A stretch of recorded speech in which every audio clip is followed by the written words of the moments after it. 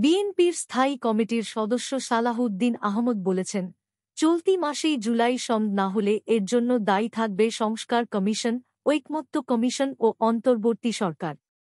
তিনি বলেন, যারা আজকে সংস্কার কমিশনে গিয়ে আলোচনা করছে, খানাপিনা করছে, সন্ধ্যাবেলায় চলে যাচ্ছে এবং কোন সিদ্ধান্ত দিচ্ছে না, তারা কারা? শুক্রবার রাজধানীর মিরপুরে এক মৌন মিছিল শুরুর আগে সংক্ষিপ্ত সমাবেশে এসব কথা বলেন সালাহউদ্দিন আহমদ।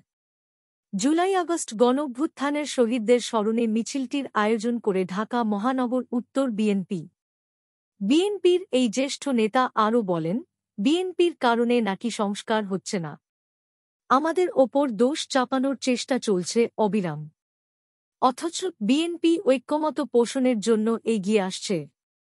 সালাহউদ্দিন আহমদ বলেন, যে দলটি একসময় স্বাধীনতার বিরুদ্ধে গেছে, আরেক সময় জনগণের বিরুদ্ধে গেছে, মানুষের সেন্টিমেন্টের অনুভূতি বিরুদ্ধে গেছে, তারা এবার ঘোলা পানিতে মাছ শিকারের চেষ্টা করছে।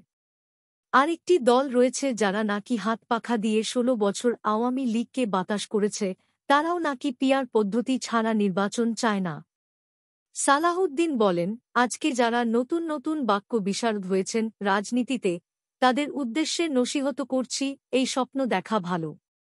কিন্তু কেউ যদি নির্বাচন নিয়ে অনিশ্চিত পরিস্থিতি তৈরি করে এবং নির্বাচন ছাড়া ক্ষমতায় থাকতে চায়, তাদের উদ্দেশ্যে হচ্ছে ফ্যাসিবাদের দোসরা যেন আবার পুনর্বাসিত হয়।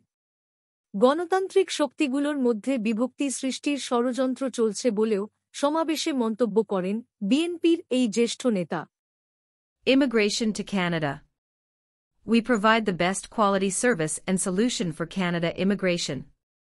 Please visit our website and contact for details.